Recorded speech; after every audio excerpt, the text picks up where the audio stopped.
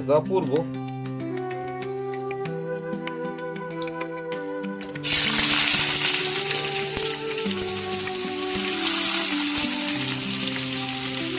পেঁয়াজ কষানো হবো ভালো করে নুন দিয়ে পেঁয়াজ ভালো কষানো করে হবো। কষা একবারে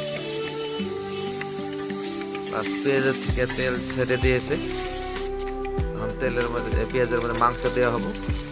মাংস দিয়ে ভালো করে নাইরা সাইরা নিয়ে হলদির গুঁড়া, মসুর গুঁড়া, তার বাদে জিরার গুঁড়া, লবণ সব দিয়ে ভালো করে আবার কষানো হবো। ভালো করে কষাইলে মাংসটার টেস্ট হয়।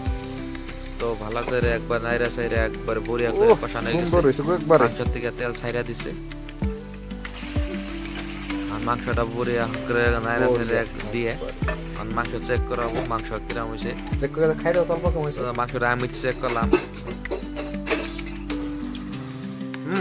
সেই সুন্দর হয়েছে তারপরে মাংস মধ্যে অল্প ধনা দিয়ে অল্প নাইড়ে চেড়ে ঢাকনি দিয়ে ঢেকে দিলেই বাস মাংসটা হয়ে যাবো। এই যে ঢেকে দেওয়া হইলো, এই যে মাংস না শেষ। সেই সুন্দর হয়েছে তো ভিডিওটা কেমন লাগছে কমেন্টে জানাইবেন।